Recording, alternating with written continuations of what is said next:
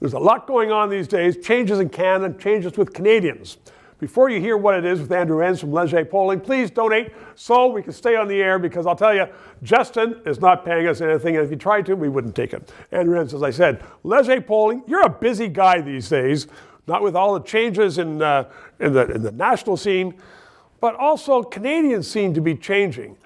I don't believe for a second the stuff out of Trump's mouth when he's saying, well, we're going to make you a 51st state. He's not going to send in the army. That's baloney. But it has moved Canadians, hasn't it? It has moved Canadians. We asked some questions just around Canada today last year, June 2024. Right. I asked those same questions this past weekend, and like a remarkable jump in feeling of patriotic pride. In Canada is the best place in the world to live. Those metrics have all jumped over 10 points. And I'm looking you in the eye and saying that's because of the challenges that Trump is presenting, the conversation you just talked about, Canada should be the 51st state. Sure, I don't believe it, but I think Canadians, there's a certain sense that something's going on, and our political leaders aren't really saying anything to the contrary that says it's not happening. We're following it, we're responding to it. And it's making people think that we got to do something about it. So tariffs is a real thing. We've got the tariffs on steel now. But, I mean, nobody is really saying it's going to happen in the 51st state. Or are our politicians using that for their own purposes? Well, I'm not going to get into a lot of trouble saying that. But look, we got a political campaign going on in one province that there's a hat that says Canada's not for sale. Okay.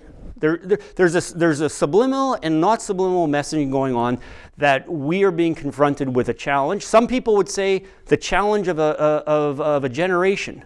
And what are we going to do to respond? I mean, I don't know all the details, but when good peace-loving Canadians start booing the U.S. national anthem at hockey games, I'm not happy about it. But there's a guttural reaction that some people are having here, and they want to express themselves, and it's not necessarily right. But it's a sentiment, and I think our political leaders need to pay attention to that. Oh, I think you're absolutely right. I was embarrassed by that too, but you're absolutely right. People are feeling that, and they don't like being, quote, bullied around. On the other hand, look what Trump has done.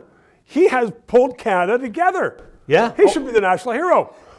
Well, look, honestly, he's done more to unite the country than our prime minister has done in 9 years in the job, when you think about it.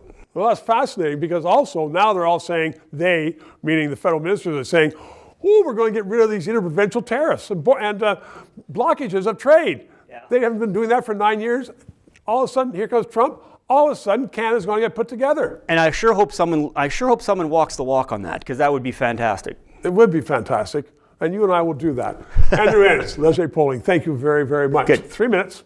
To those of you who have subscribed and donated, a heartfelt thank you. You're keeping us on the air.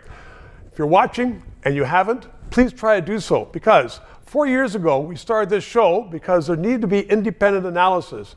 Now more than ever, with the Online Harms Act, once that gets into law, it's been passed once by the House, there are going to be hundreds of bureaucrats censoring the news in Canada, censoring this show. We need to keep it on the air. Thanks for your support.